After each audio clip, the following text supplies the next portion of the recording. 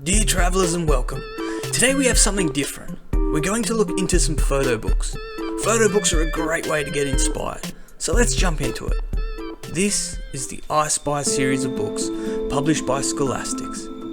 I know this wasn't what you were expecting, but I found this quite interesting. So I was first introduced to these books as a little kid at my primary school. The first book I found was on a poorly lit dusty shelf at the back of the library where nobody would go. The cover piqued my interest, and I must admit that I made a judgment on that. Opening the book up, I was greeted with these magical images that fascinated me. At the bottom of every page is a riddle that gets you to find hidden objects in the image. I would spend hours looking over these pages as the items were very well hidden. Every inch was covered in small details and items that were nostalgic and curious.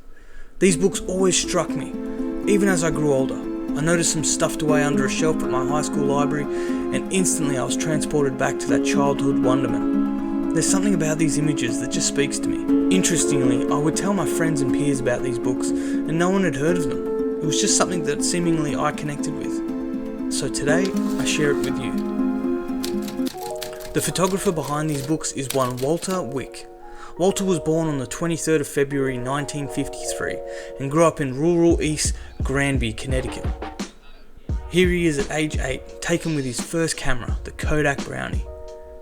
He would go on to graduate from Payer College of Art and continue his career as a commercial photographer in Hartford, Connecticut. You can see Mr. Wick's work up close at numerous museums around the US.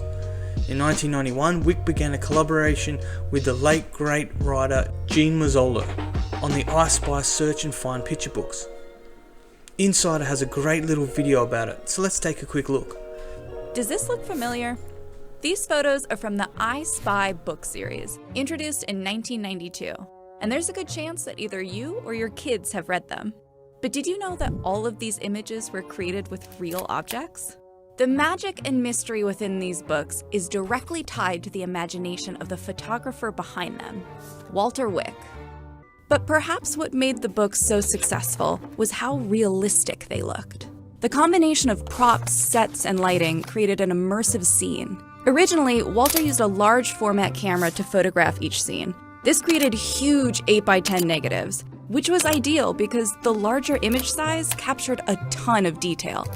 Then around 2004, Walter switched to digital. He now uses a Canon 5D, but Walter was quick to point out that the camera does little of the real work, because it just sits there while Walter spends weeks building the sets. Did you notice that he went on to use a Canon 5D? I was surprised by that. So even as a kid, I was amazed by the images from a 5D without knowing it even existed. It's impressive that Walter would make every set by hand, painstakingly arranging the items and designing the lighting. Also, his ability to tell a story through an image has always been something I would like to be able to do. So I thought this would be a fun little idea to try and create some eye-catching I Spy style images. And of course, I'd use my Canon 5D.